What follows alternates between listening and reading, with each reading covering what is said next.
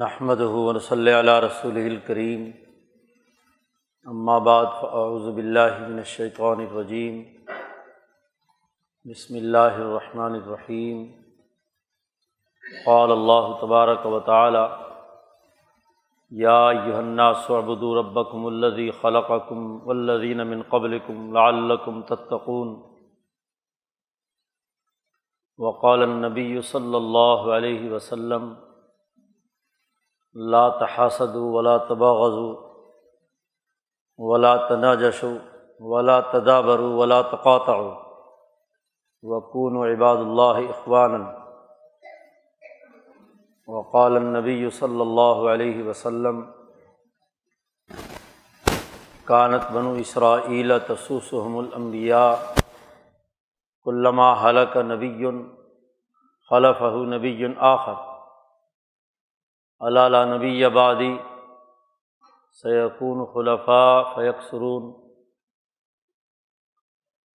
وقال النبی صلی اللہ علیہ وسلم: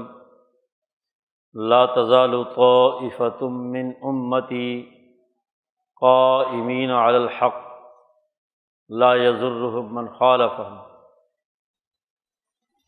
صدق اللہ مولانا العظیم وصدق رسولہ النبی الکریم۔ معزز دوستو، کتاب مقدس قرآن حکیم انسانوں کی تعلیم و تربیت کے لیے اللہ تبارک و تعالیٰ نے دنیا میں نازل فرمایا ہے، اور تعلیم و تربیت کے دو بنیادی مقاصد ہیں جو پہلے کئی دفعہ بیان ہو چکے ہیں۔ ایک تو یہ کہ انسانی نفس مہذب بنے، تہذیب نفس حاصل کرے، صاف ستھرا ہو، مزکہ ہو، پاک صاف ہو کر اللہ کے حضور میں حاضر ہو۔ اور دوسرا یہ کہ انسانی سوسائٹی میں گھر کے نظام سے لے کر بین الاقوامی نظام تک انسانی اجتماع کے تمام پہلوؤں میں تعدیل نظام المدینہ، مملکت کے نظم و نسق کو عدل و انصاف پر قائم کرنے کے لیے کردار ادا کرے۔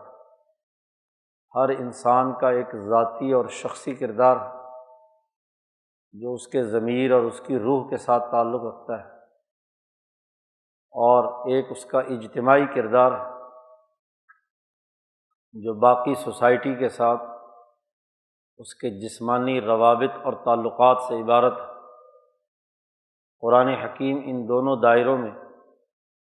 انسانوں کو حکم دیتا ہے کہ وہ تعلیم و تربیت کے مراحل سے گزریں، اپنی روح کو بھی پاکیزہ بنائیں، اور اپنے سماجی اور اجتماعی تعلقات کو بھی قواعد و ضوابط، اخلاق و اقدار کا پابند بنائیں۔ نفس انسانی کا شتر بے مہار ہو جانا یا فرد کا اجتماعیت کے تقاضوں سے ماوراء ہو جانا، یہ دونوں ایسے بنیادی جرائم ہیں جو انسانیت کی شخصیت کو مسخ کر کے رکھ دیتے ہیں۔ وہ انسان نہیں رہتا، شیطان اور جانور بن جاتا ہے۔ اس لیے قرآن حکیم نے اس بات پر بہت زور دیا ہے کہ انسانیت اپنی تہذیب نفس اور اپنے اجتماعی نظام کو درست کرنے کے لیے اللہ کی عبادت کرے۔ اس لیے کہا گیا کہ میں نے انسان کو اپنی عبادت کے لیے پیدا کیا ہے۔ وما خلقت الجن والانس الا لیعبدون۔ انسانوں اور جنات کی پیدائش اس لیے ہے کہ وہ میری غلامی کریں، اور عبادت اور غلامی کی دو ہی شکلیں ہیں، اور وہ یہی ہیں کہ جو احکامات تہذیب نفس کے لیے دیے گئے ہیں ان پر صدق دل سے عمل کریں، اور جو احکامات اجتماعی نظام کی درستگی کے لیے بیان کیے گئے ہیں ان پر عمل درآمد کریں۔ دونوں ایک دوسرے سے جڑے ہوئے ہیں، ایک دوسرے سے علیحدگی کا تصور دین اسلام میں نہیں ہے۔ آج جو دین اور دنیا کی تقسیم کے نام پر دونوں کے درمیان تفریق سمجھی جاتی ہے، یہ تو دور زوال اور غلامی کے ماحول کی پیداوار ہے۔ اس کا دین کے غلبے اور آزادی اور حریت کے زمانے سے کوئی تعلق نہیں ہے۔ انسان کی تعلیم و تربیت کے لیے تہذیب نفس، جو انسانی نفس کو مہذب بنانے کے لیے کردار ادا کرتی ہے، قرآن حکیم نے اس کے لیے مواقع مقرر کیے ہیں۔ وہ موسم ہیں جن موسموں میں خاص طور پر یہ تہذیب و تربیت کا عمل آگے بڑھتا ہے۔ ان میں آنے والا رمضان المبارک تمام مہینوں میں سب سے زیادہ عظمت لیے ہوئے، اور اس سے پہلے یہ شعبان المعظم، یہ رمضان المبارک کی تیاری کا مہینہ ہے۔ اس ماہ مبارک میں نبی اکرم صلی اللہ علیہ وسلم کے بارے میں آتا ہے کہ آپ عبادات اور تعلق مع اللہ، تربیت، تعلیم اور ان تمام اجتماعی امور کی انجام دہی کے لیے کمر کس لیتے تھے۔ شعبان کے مہینے میں ہی تیاری شروع کر دیتے تھے رمضان المبارک کی۔ یہ اس مہینے کی بنیادی خصوصیت ہے، بالخصوص تہذیب نفس کے حوالے سے، کہ آپ صلی اللہ علیہ وسلم کا معمول رہا ہے کہ آپ اس مہینے میں تیاری شروع کر دیتے تھے اگلے مہینے کے لیے۔ یہ وہ بنیادی خصوصیت ہے جو اس ماہ مبارک کی ہے۔ اللہ پاک نے ارشاد فرمایا ہے کہ یا ایھا الناس اعبدوا ربکم، اے انسانوں، تمام انسانیت کو مخاطب کیا ہے کہ تم اپنے رب کی عبادت کرو۔ وہ رب جس نے تمہیں پیدا کیا ہے، تمہاری تخلیق ہوئی ہے، اور صرف تمہاری ہی نہیں بلکہ تم سے پہلے جتنے انسان بنے ہیں، تمہارے سے پہلے جو لوگ پیدا ہوئے ہیں، ان تمام کو بھی اسی اللہ تبارک و تعالیٰ نے پیدا کیا ہے۔ وہی رب ہے، پرورش کرنے والا ہے، نقص سے نکال کر کمال کی طرف لے جانے والا ہے۔ تو اس رب کی عبادت کرو۔ الذی خلقکم، جس نے تمہیں پیدا کیا ہے۔ انسان اپنی تخلیق پر غور کرے اور اپنے آباء و اجداد کی تخلیق پر غور کرے تو اس غور و فکر کا لازمی نتیجہ اللہ کے سامنے سر بسجود ہونا، عبادت الہی کو اپنا اوڑھنا بچھونا بنانا، یہ اس کی تخلیق کا لازمی نتیجہ اور اثر ہے۔ اس لیے اللہ پاک نے فرمایا ہے وَفِي أَنفُسِكُمْ أَفَلَا تَتَفَكَّرُونَ، کیا تم اپنی روحوں میں نہیں جھانکتے، اپنے نفس میں غور و فکر نہیں کرتے، اپنے آپ کو نہیں دیکھتے کہ تمہیں کیسے ایک متنوع اور پیچیدہ مخلوق کے طور پر تمہاری پیدائش کی گئی ہے۔ تمہارے علاوہ جتنی بھی مخلوقات ہیں ان میں وہ صلاحیت اور استعداد نہیں ہے جو تمہارے اندر ہے۔ جانور ہوں، نباتات ہوں، معدنیات ہوں، یا نورانی مخلوق ہو، فرشتے جن میں حیوانی خصوصیت کچھ نہیں، تمام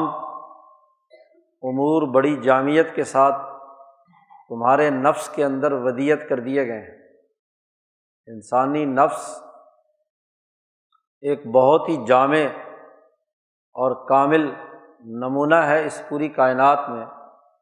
ذات خداوندی کے تخلیق کا ایک اہم شاہکار ہے۔ تو نفس انسانی میں غور نہیں کرتے، تمہاری روح کے تقاضے کیا ہیں، تمہاری روح حیوانی، تمہاری روح ملکوتی، تم ایک یونیک فرد کے طور پر دنیا میں آئے ہو، تمہاری اپنی ایک مستقل شناخت ہے، تمہارے اندر بہت سی قوتیں رکھی گئی ہیں جو دوسروں میں نہیں ہیں، تم دونوں طرح کے کام کرنے کا ارادہ کرنے کی صلاحیت رکھتے ہو، جانوروں کی طرح کام کرنا چاہو تو وہ ارادہ بھی باندھ سکتے ہو اور کر بھی سکتے ہو، فرشتوں کی طرح ارادہ باندھنا چاہو تو وہ ارادہ بھی کر سکتے ہو اور وہ کام بھی کر سکتے ہو، فرشتہ بھی بن سکتے ہو، دونوں کاموں کی تمہارے اندر اہلیت اور صلاحیت ہے۔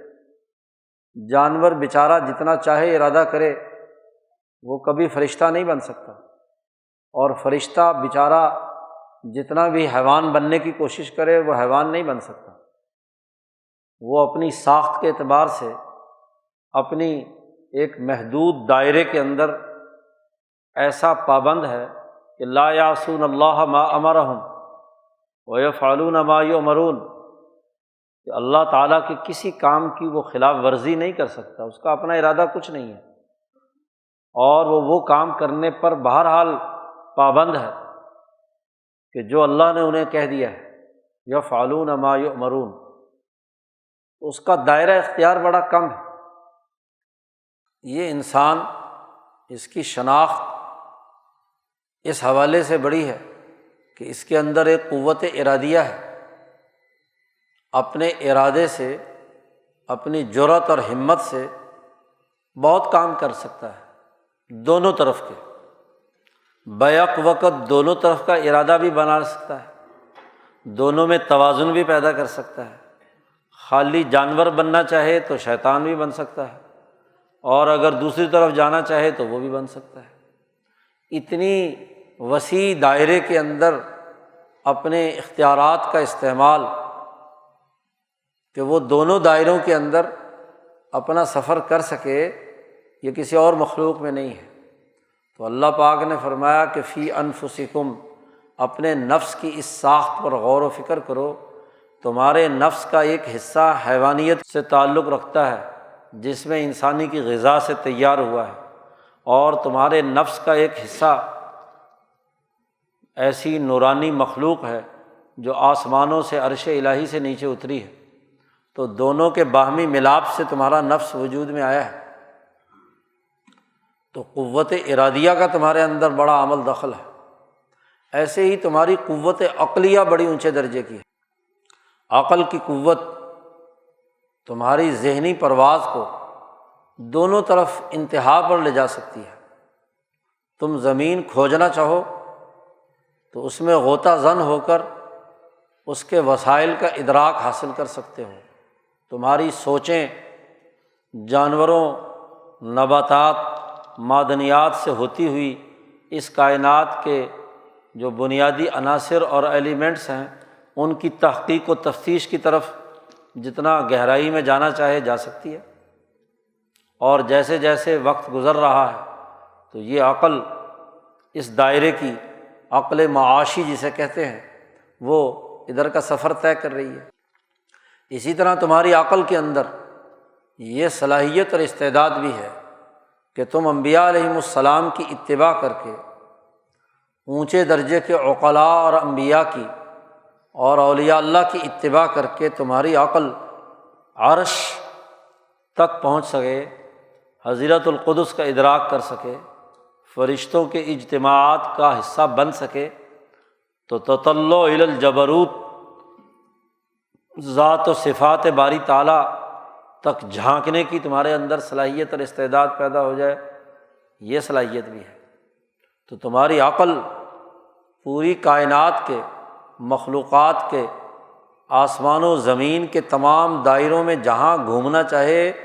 جہاں کا تصور کرنا چاہے، جہاں تک رسائی حاصل کرنا چاہے وہاں جا کر سکتی ہے۔ اور تمہاری قوت ارادیہ جو تمہارے جسم کو عمل پر ابھارتی ہے، تو ارادے اور ہمت کی صلاحیت اور استطاعت وہ بہت اونچے درجے کی ہے۔ گو عمل کرتے وقت تو جو معروضی وسائل اور جو محدود دائرہ ہے اس کے مطابق ہی انسان کام کر پاتا ہے، لیکن ارادے بلند ہوں تو کہاں کہاں کمندیں نہیں ڈال سکتا، کہاں کہاں کے عزائم اور کہاں کہاں کی ہمتیں اپنے دلوں میں نہیں پال سکتا۔ تو قوت عقلیہ اور ارادیہ یہ دونوں ہونے کے ساتھ ساتھ دونوں ایک پیج پر بھی ہو جائیں،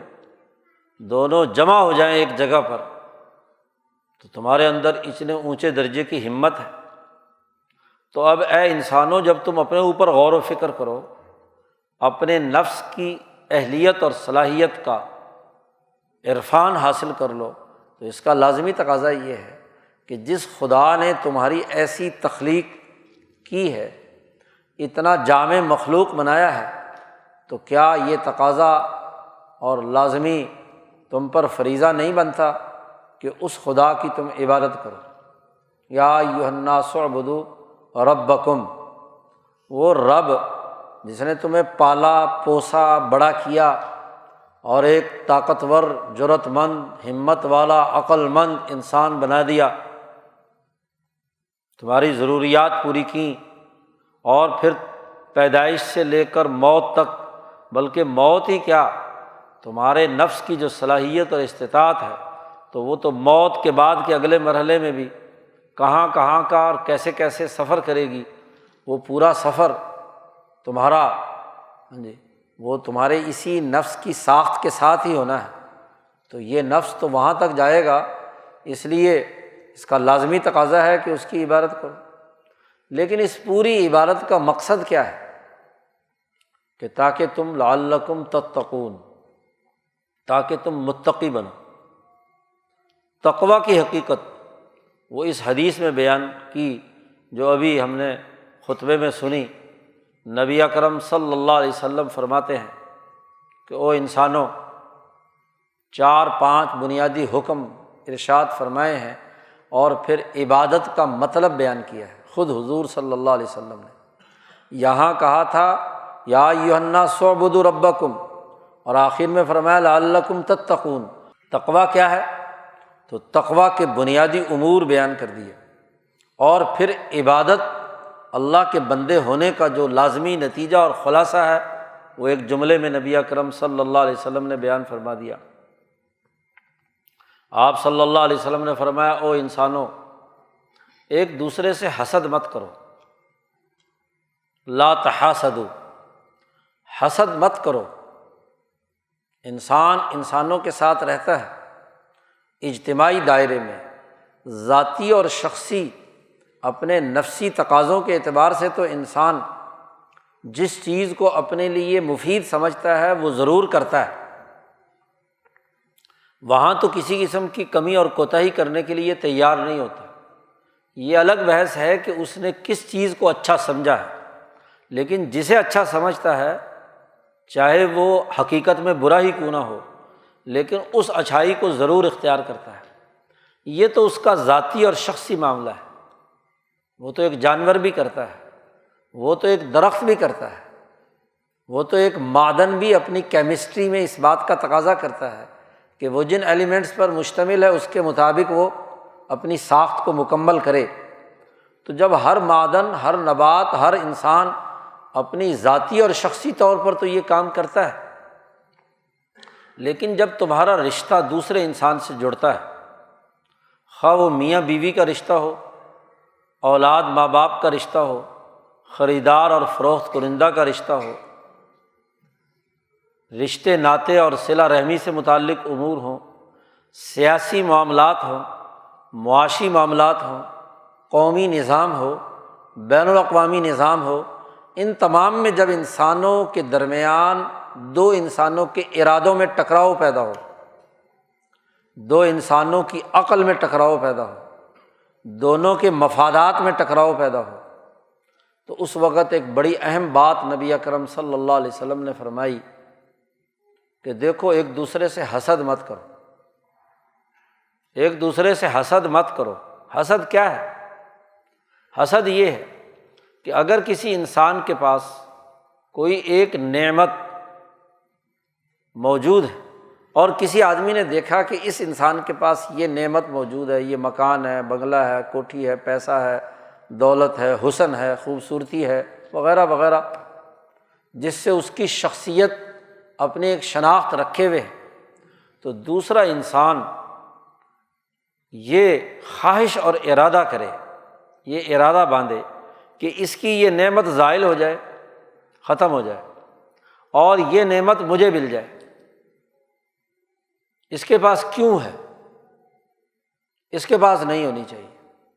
مجھے ملے یا نہ ملے، لیکن اس کے پاس نہیں ہونا چاہیے۔ یہ حسد کہلاتا ہے۔ ایک ہے رشک اور غبطہ، جسے حسد لغوی بھی کہتے ہیں۔ تو یہ رشک اور غبطہ جائز ہے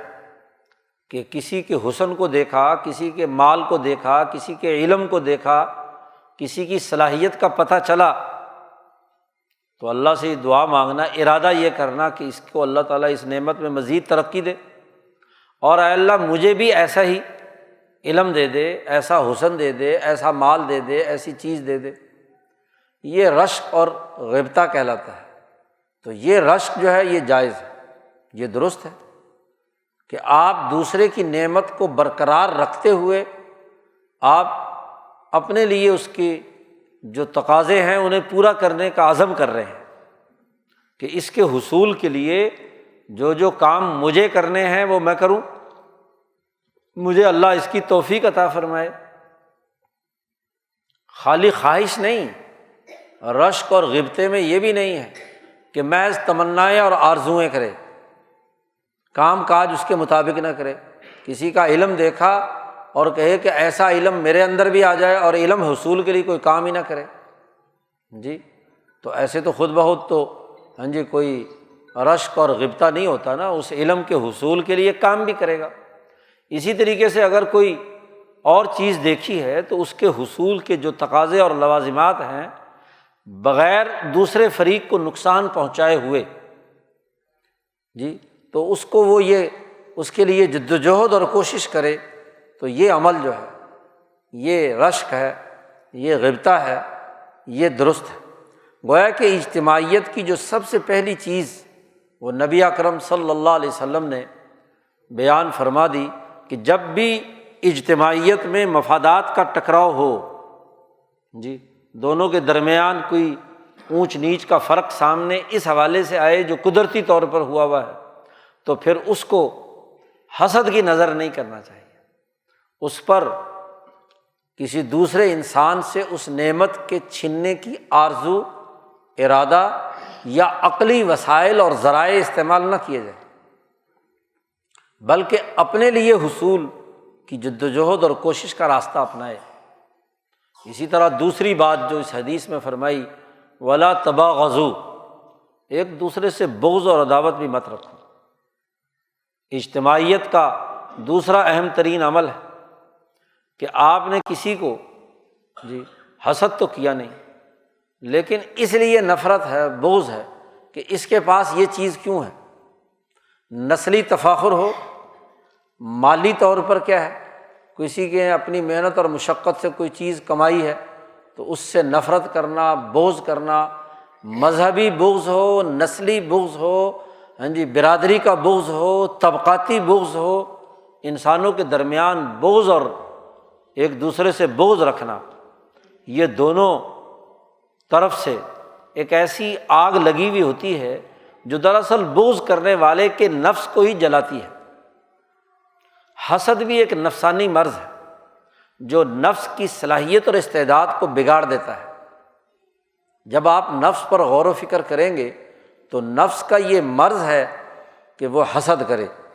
نفس کی اصل صلاحیت اور ترقی یہ ہے کہ وہ حسد کے بجائے رشک کرے۔ ایسے ہی نفس کا یہ مرض ہے کہ وہ دوسرے کے ساتھ بغض رکھے۔ بعض لوگوں کو بلا واسطے کا بغض ہوتا ہے۔ ایک بغض وہ ہے جو کسی حق بات پر ہے، کفر پر، ظلم پر، اس سے نفرت رکھنا۔ اس بغض کا تو خود اللہ پاک نے حکم دیا ہے کہ بدا بیننا و بینکم العداوۃ والبغضاء ابدا حتی تؤمنوا باللہ وحدہ، کہ ان لوگوں سے بغض رکھنا جو ظلم، انسان دشمنی کا کردار ادا کرتے ہیں، کفر اختیار کیے ہوئے ہیں، اس اللہ کو جو محسن انسانیت اور خالق کائنات ہے اس کا شکر ادا نہیں کرتے، تو اس کے ساتھ بغض رکھنا یہ تو نفس کی ضرورت ہے۔ نبی اکرم صلی اللہ علیہ وسلم نے فرمایا کہ اللہ کے لیے محبت کرنا اور اللہ کے لیے بغض رکھنا یہ تو انسان کے بندہ ہونے کی نشانی ہے، اللہ کی عبادت کرنے کی نشانی ہے،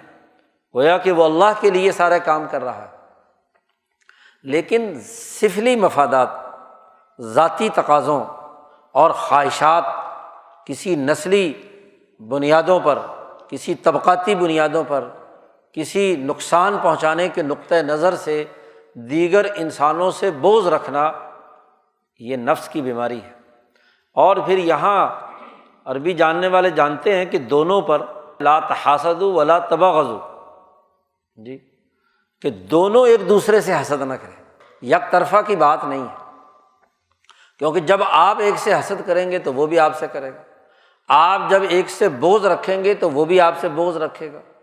تو دونوں کو حکم دیا گیا ہے کہ دو افراد، دو قومیں، دو نسلیں، دو اجتماعات، دو طرح کے تعلقات، دو فریق کہیں بھی ہیں، وہ دونوں ایک دوسرے سے بغض اور عداوت کا اظہار مت کریں، ولا تباغضوا۔ ایک اور بات بھی نبی اکرم صلی اللہ علیہ وسلم نے ایک روایت میں بیان فرمائی، ولا تناجشوا۔ نجش اس زمانے میں ایک خرید و فروخت کا طریقہ تھا، جی، جس میں دھوکے کا عنصر زیادہ غالب تھا، ایک فریق کو نقصان ہونے کا اور ایک فریق کے فائدے کی بات تھی، کہ خرید و فروخت کے اندر ایسا معاملہ کہ جس میں ایک فریق کا یقینی طور پر نقصان ہے، تو ایسا نجش کا معاملہ، خرید و فروخت کا معاملہ، اس کو نبی اکرم صلی اللہ علیہ وسلم نے منع فرمایا کہ یہ نہیں، یہ بھی اجتماعیت کو توڑنے کا عمل ہے۔ بغض گھر میں بھی ہو سکتا ہے، حسد گھر میں بھی ہو سکتا ہے، لیکن نجش بازار میں ہوگا، جی، گویا کہ معیشت کے بازار میں جو خرید و فروخت، لین دین کا عمل ہے، وہاں بھی ہر وہ معاملہ جس معاملے میں غبن ہو،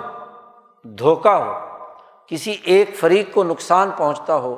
تو ایک دوسرے کو نقصان پہنچانے کے نقطہ نظر سے کیے جانے والے معاملات مت اختیار کرو۔ اور اس کو اتنا آگے بڑھا دیا کہ اگلے جملے میں فرمایا کہ تم میں سے کوئی آدمی کسی بھائی کے سودے پر سودے کی بات مت کرے۔ ایک آدمی نے ایک چیز خریدنے کے لیے تیار ہے اور وہ اس نے کوئی رقم لگائی ہے، تو صرف ریٹ بڑھانے کے لیے دوسرا آدمی اس سے زیادہ رقم لگا کر ابھی جب تک وہ اس کو چھوڑ کر چلا نہ جائے، جی، رکھ نہ دے، اس وقت تک تم اس کے بارے میں کسی قسم کا ریٹ مت لگاؤ اور سودا مت کرو، کیونکہ ایک کا دوسرے پر بیع کرنا کئی شکلیں ہیں۔ ایک شکل یہ بھی ہے کہ ایک نے سودا کیا اتنے پیسوں میں،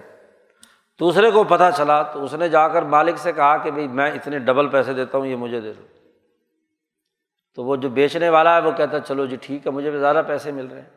پہلے سودا ڈن کر چکا اور پھر اس کے بعد زبان سے مکر کر زیادہ پیسے مل رہے ہیں، دوسری جگہ سودا کر دیا۔ تو یہ بھی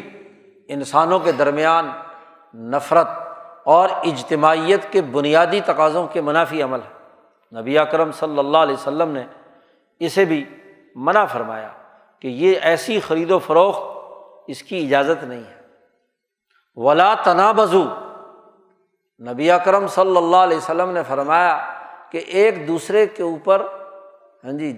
اس کے ایسے نام سے پکارنا، اس طریقے سے اس کو بلانا جس سے وہ چڑھتا ہو، اس کو کیا ہے، کسی قسم کا کیا ہے، نفرت ہوتی ہو۔ یا ایک بیع تھی خرید و فروخت کے حوالے سے کہ بس جی جہاں آپ نے کوئی چیز پھینک دی، بہت ساری چیزیں رکھی ہوئی ہیں پھینک دی، تو اس کو کہا کہ جی یہ میری ہو گئی، تو کہیں بھی کسی بھی جگہ پہ اچھا سودا برا سودا جہاں بھی چلی جائے تو اس کو وہ کہتے تھے۔ تو ایسی بیع کو بھی کیا ہے، نبی اکرم صلی اللہ علیہ وسلم نے منع فرما دیا۔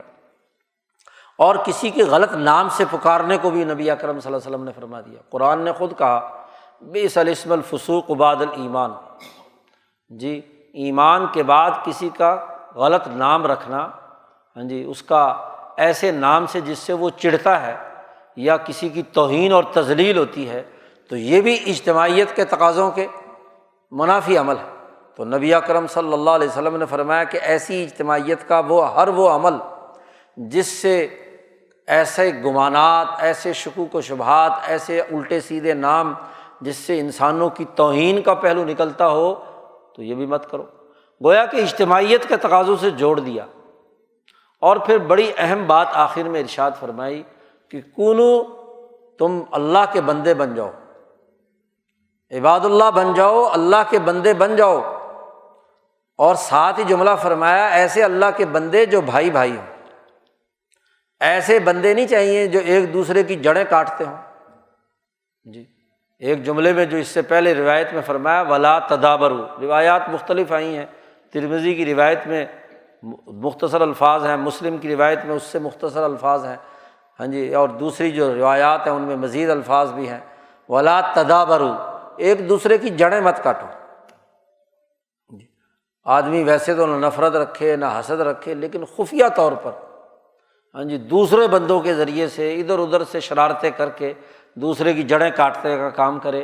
تو یہ بھی نبی اکرم صلی اللہ علیہ وسلم نے منع فرمایا کہ یہ عمل بھی اجتماعیت کے خلاف بات ہے۔ اب چاہے کوئی قوم دوسری قوم کی جڑیں کاٹے، کوئی ملک دوسرے ملک کی جڑیں کاٹے، کوئی سیاسی پارٹی دوسری سیاسی پارٹی کی جڑیں کاٹے، نفرتیں پیدا کرے، کوئی مذہبی گروہ دوسرے مذہبی گروہ کے خلاف اس طرح کی حرکتیں کرے، تو یہ بات درست نہیں ہے، اجتماعیت کے بنیادی تقاضوں کے منافی ہے۔ گویا کہ اجتماع کے جتنے بھی دائرے ممکنہ ہو سکتے تھے، گھر کا ہو، بازار کا ہو، سیاست کا ہو، معیشت کا ہو، قومی نظام کا ہو، بین الاقوامی نظام کا ہو، ان تمام اجتماعی تقاضوں میں وہ امور جو انسانیت کو نقصان پہنچانے والے ہیں ان سے روک دیا گیا۔ انسانیت کو نقصان پہنچانے والے عمل وہ ہیں جو شیطانی عمل ہے، انسانی عمل نہیں ہے۔ یاد رکھو، ایک اعمال انسانی ہے اور ایک اعمال شیطانی ہے۔ شیطانی اعمال وہ ہیں جس سے انسانیت کو ایسا نقصان ہو کہ جس سے انسانیت کے جسم کو اور روح کو نقصان پہنچے، اور وہ 4-5 بنیادی امور ہیں شیطانی امور۔ قتل انسانیت، انسانیت کا قتل کرنا، یہ انسانی عمل نہیں ہے۔ کوئی انسان انسانی نفس ہوتے ہوئے کسی دوسرے انسان کو قتل نہیں کرتا۔ ایک دوسری چیز زنا، یہ انسانی عمل نہیں ہے۔ انسانی فطرت، انسانی نفس اس سے انکار کرتا ہے کہ وہ کسی بغیر کسی معاہدے کے، بغیر کسی اجتماعی تقاضے کے وہ اس غلط کبھی حرکت کا مرتکب بنے۔ انسانیت پر کلنک کا ٹیکہ ہے، یہ حیوانی عمل ہے، اس کا انسانیت سے کوئی تعلق نہیں، یہ دوسرا شیطانی عمل ہے۔ اور تیسرا بڑا بنیادی شیطانی عمل جو ہے وہ کسی انسان پر تہمت لگانا ہے، بہتان تراشی کرنا، کسی کی عزت سے کھیلنا، کیونکہ عزت سے کھیلنا کسی دوسرے انسان کا سیاسی قتل ہے۔ ایک جسمانی قتل ہے اور ایک سیاسی قتل ہے، کہ دوسرے کی عزت نفس، اس کے خلاف جھوٹا پروپیگنڈا، اس کے خلاف ایسی کارروائی کہ جس کے نتیجے میں اس کی ساکھ ختم ہو جاتی ہے، اس کی شناخت پر دھبا لگتا ہے۔ بہتان تراشی اس کو کیا ہے؟ یہ ایک شیطانی عمل ہے۔ چوری اور ڈاکہ، انسانی مال لوٹنا بغیر کسی اس کے محنت اور مشقت کے، دوسرے کی کمائی ہوئی محنت پر ڈاکہ ڈالنا۔ یہ جو بیعت کے الفاظ نبی اکرم صلی اللہ علیہ وسلم نے مردوں اور عورتوں سے جن کا اقرار کیا ہے، وہ انسانیت کے 4 بنیادی امور ہیں جو انسانیت سے تعلق رکھتے ہیں۔ زنا ہے، قتل ہے، چوری ہے، بہتان تراشی ہے، اور اسی کے ذیل میں غیبت ہے، دوسرے کی غیبت کرنا۔ اور انسانیت کا بنیادی ان تمام کا مجموعہ جو تہذیب نفس کے لیے لازمی اور ضروری ہے، وہ شرک اور کفر ہے۔ تو یہ وہ شیطانی اعمال ہیں جن کو روک دیا گیا ہے۔ ایک ہے انسانوں کے درمیان مقابلے بازی کا ہونا، ایک دوسرے سے کیا ہے آگے بڑھنے کے لیے فَلْيَتَنَافَسِ الْمُتَنَافِسُونَ، تو چھوٹی موٹی باقی چیزوں کا ہونا یہ انسانی امور ہیں، بھاگ دوڑ میں اس طرح کی چیزیں ہو جاتی ہیں۔ اس لیے فرمایا کہ یہ سیئات ہیں، اور یہ سیئات جو ہیں جب حسنات کی جاتی ہیں، یعنی ان جو بنیادی چیزیں شیطان والی ہیں ان سے بچتا ہے انسان، تو ان الحسنات یذہبن السیئات، ان چھوٹی موٹی چیزوں کو جو انسانوں کے درمیان تھوڑی بہت ہوتی ہیں وہ ختم کر دی جاتی ہیں۔ ایسا حسد جو ان چاروں میں سے کسی ایک نتیجے تک پہنچا دے، ایسا بغض اور نفرت جو ان چاروں میں سے کسی ایک 4-5 چیزوں میں سے کسی ایک کی طرف پہنچا دے، یعنی انسانی توہین اور نفرت زنا تک لے جائے، قتل انسانیت تک لے جائے، اس کا مال لوٹنے تک لے جائے، اس پر جھوٹی الزام اور توبت تراشی تک چلا جائے، ایسا حسد ممنوع ہے، ایسا بغض ممنوع ہے۔ ایسا ہی کیا ہے خرید و فروخت اور لین دین کا عمل جس سے دوسرے کے مال پر قبضہ کرنے کی کوئی شکل بن جائے، تو یہ تمام چیزیں ممنوع ہیں۔ باقی جو چھوٹی موٹی دلوں کے اندر رنجشیں اور کیفیتیں وہ تو انسان میں آتی رہتی ہیں اور جاتی رہتی ہیں، غصے کا ہونا، ایک دوسرے کے ساتھ مقابلے بازی کے اندر چھوٹی موٹی چیزوں کا ہونا، یہ تو انسان کی انسانی باتیں ہیں۔ اگر یہ نہ ہو تو کمپٹیشن نہ ہو اور آگے بڑھنے کا مواقع نہ ہو۔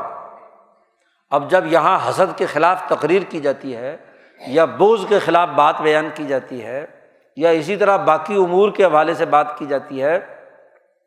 تو ہر چھوٹی سے چھوٹی چیز کو اس میں داخل کر کے ایسی انتہا پسندانہ سوچ پیدا کر دی جاتی ہے کہ بالکل ایسا شریف آدمی، ایسا انسان بیبا بندہ ہو کہ جو نہ کوئی کسی سے کسی قسم کی دل کے اندر نفرت رکھے، نہ کسی سے بغض رکھے، نہ کسی سے آگے بڑھنے کے حوالے سے کوئی مقابلہ بازی کرے، بالکل شریف۔ ایسا شریف تو شاید پتہ نہیں فرشتہ ہی ہو تو ہو، انسان ہے اور حیوانیت بہیمیت بھی اس کے ساتھ لگی ہوئی ہے، تو کچھ نہ کچھ تو ہوگا۔ اس لیے جو کچھ نہ کچھ ہوتا ہے وہ ایک حد تک رہے، انسانیت کے احترام تک رہے، انسانیت کی قدر جو ہے وہ برقرار رہنی چاہیے۔ دوسرا انسان ہے، اگرچہ کافر ہی کیوں نہ ہو، انسان ہے، مسلمان ہے، انسان ہے۔ انسانیت کو بلا وجہ قتل کرنا، بلا وجہ جرم تک پہنچانا، انسانیت کو نقصان پہنچانے تک کا عمل کرنا، یہ کیا ہے ممنوع ہے۔ اور اگر انسان بھی جانور بن جائے اور وہ انسانی معاشرے میں کینسر کی شکل اختیار کرے، تو اس سے بغض رکھنا، جہاد کرنا، قتال کرنا، یہ تمام باتیں اس لیے ہیں، اس لیے نہیں کہ انسان سے نفرت کی جا رہی ہے، بلکہ وہ انسان اب انسانیت کے دائرے میں نہیں آیا، اور جب انسانیت کے دائرے میں نہیں رہا، حیوانیت کے دائرے میں آ گیا ہے، جانور بن چکا ہے یا شیطان بن چکا ہے، تو اس کا دنیا میں زندہ رہنا وہ اس کے باقی انسانیت کے لیے نقصان دہ ہے، اس لیے اس کا خاتمہ ضروری ہے۔ اور یاد رکھیے یہاں اس باریک بینی کی بات کو بھی سمجھنے کی ضرورت ہے۔ ایک جہاد اور قتال وہ ہے، امام شاہ ولی اللہ نے حجت اللہ میں بڑی خوبصورتی سے اس کی وضاحت کی ہے۔ ایک جہاد اور قتال وہ ہے کہ جو نبی اکرم صلی اللہ علیہ وسلم نے ان تمام لوگوں کے ساتھ کیا جن کے بارے میں اللہ نے بتلا دیا کہ ختم اللہ علی قلوبہم وعلی سمعہم وعلی ابصارہم غشاوہ، کہ ان کی ہدایت کا اب کوئی راستہ، یعنی یہ شیطنت کے اس درجے تک پہنچ چکے ہیں کہ ان کا دنیا پہ زندہ رہنا انسانیت کے لیے، مستقبل کے لیے، انسانی تاریخ کے لیے بہت بڑا عذاب ہے۔ تو ان کو تو کیا ہے،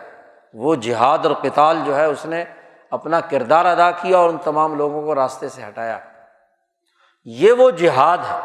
یہ وہ قتال ہے جو انبیاء علیہم السلام کا ہے۔ باقی انسانوں کو جہاد کس وقت کرنا ہے؟ جب تک اجتماعی طور پر اجتماعی ریاست وہ یہ دیکھے کہ ریاست کے اجتماعی تقاضوں اور انسانیت کے تقاضوں کے منافی عمل ہو رہا ہے، تو پھر ریاست کو اختیار ہے، پرائیویٹ جہاد کی اجازت کسی کو نہیں ہے جی۔ وہ اجتماعی طور پر اس چیز کو دیکھے کہ کیا ایک انسان دوسرے انسان کو اس نے قتل کر دیا ہے۔ اب ایسا انسان جس کے بارے میں یہ بات واضح ہو چکی ہے کہ اس نے ایک دوسرے انسان کو قتل کیا ہے، تو بدلے میں اسے کیا ہے، قتل کیا جائے گا، کیونکہ اس کا شیطان ہونا بالکل ثابت ہو چکا ہے کہ وہ انسانیت کے دائرے سے نکل کر اس نے انسانیت کے قتل کا ارتکاب کیا ہے۔ وہ انسان جس نے کسی دوسرے انسان کا مال چرایا ہے، زنا کیا ہے، ڈاکہ ڈالا ہے، تو اس کے مطابق اس کی سزا مقرر کی گئی کہ وہ اس سزا کا مستحق اس لیے ہے کہ اس نے اس درجہ انسانیت کو نقصان پہنچایا ہے۔ زنا ثابت ہو چکا ہے اور 4 گواہوں سے واضح طور پر یا اس کے اپنے اعتراف سے زنا ثابت ہو چکا ہے، تو پتہ چل گیا کہ یہ اب انسان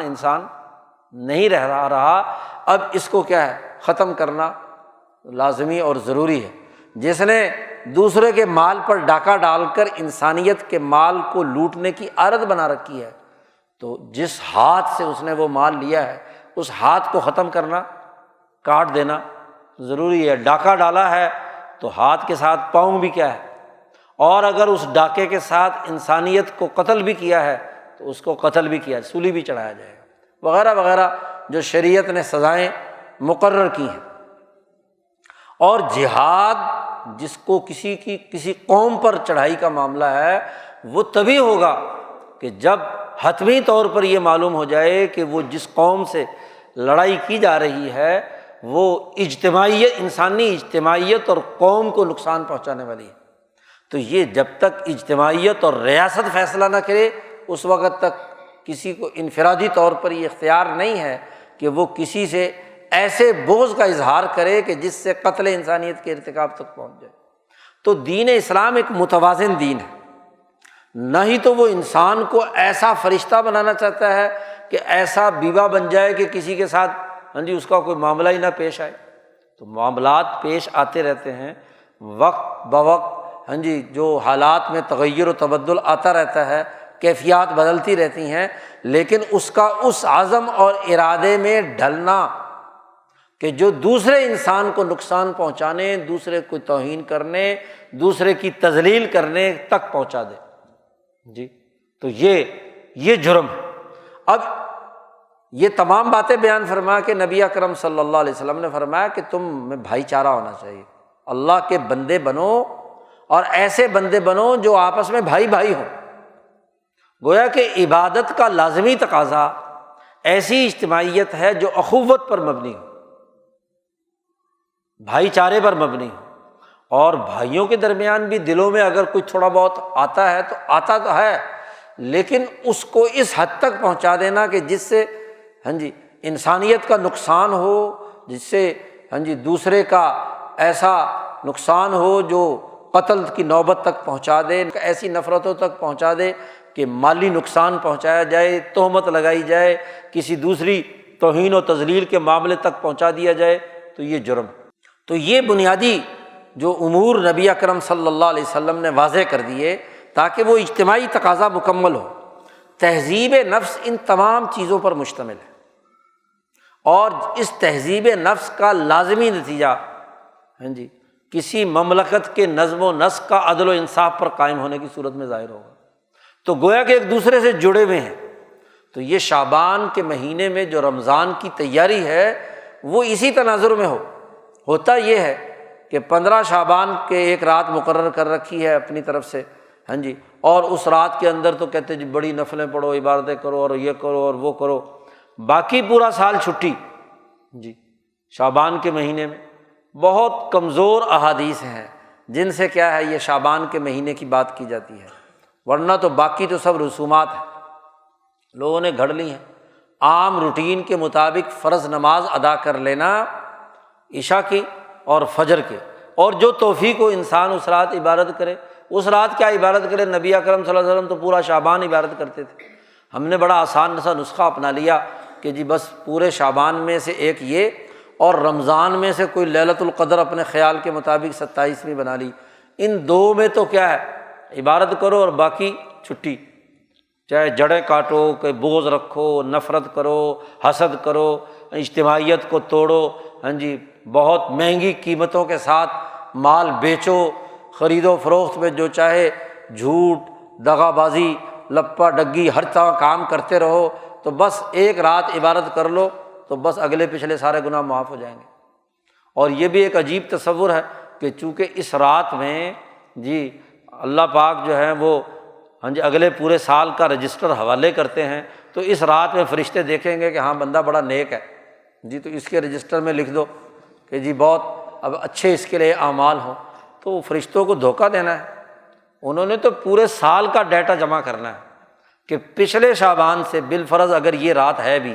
یہ بات بھی یاد رکھو طے شدہ نہیں ہے کہ یہ وہی رات ہے جس رات کے اندر کیا ہے تمہاری چیزیں تمام امور طے کرتے ہیں، پورے سال میں گھومتی رہتی ہے جی۔ آپ ہی بتاؤ کہ جب پورا سال میں یہ چیز گھومتی رہتی ہے تو پھر کہیں بھی کسی بھی دن ہو سکتی ہے، تو یہ کوئی متعین نہیں ہے۔ بالفرض اگر کچھ روایات کے تناظر میں اس رات میں ایسا کام ہوتا ہے تو وہ پورے سال کا ڈیٹا اکٹھا کریں گے نا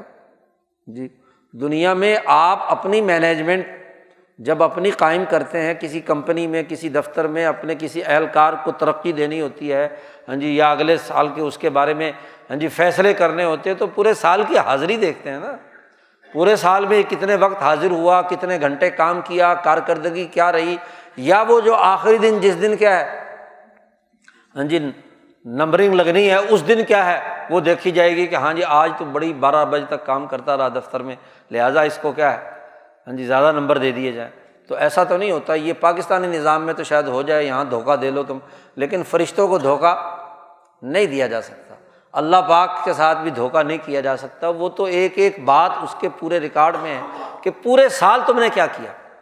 مجموعی طور پر حسد کیا، نفرتیں کی، بغض عداوت رکھا ہاں جی، غلط سودے کیے، خرید و فروخت کی، بھائی نہیں رہے، دشمن رہے، آج کی رات سارے کے سارے مسجد میں جمع ہو کر عبادت کرنے لگ گئے، تو یہ نہیں بات،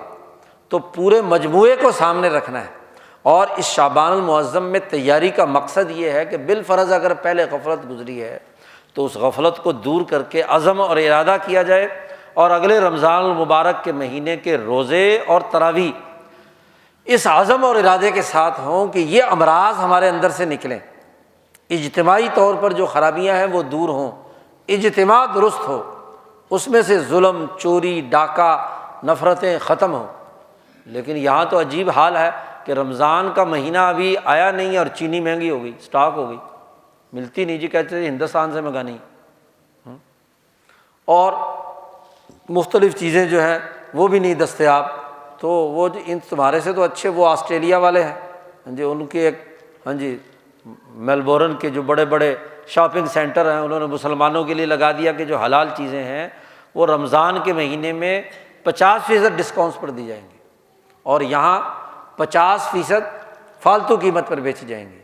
جی۔ تو یہ کیسے مسلمان ہیں کہ نبی اکرم صلی اللہ علیہ وسلم کی حدیث کہ بالکل اور احکامات اور شریعت الہیہ کے متصادم ہاں جی سارا عمل کرتے ہیں، اور پھر ایک رات کی شعبان کی عبادت مقرر کر رکھی ہے 15 شعبان کی، اور ایک 27ویں جو ہے لیلۃ القدر کی رمضان کی، تو 2 راتوں کی عبادت سے اللہ میاں کو دھوکہ دینا چاہتے ہیں۔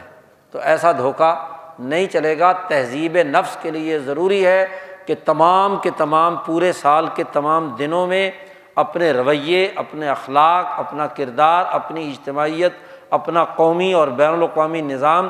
درست خطوط پر استوار کرنے کی تیاری کریں، عزم اور ارادہ پیدا کریں، شعور بنائیں، تبھی کیا ہے دنیا اور آخرت کی کامیابی ہے۔ اللہ تعالی ہمیں عمل کی توفیق عطا فرمائے۔ وآخر دعوانا الحمد للہ رب العالمین۔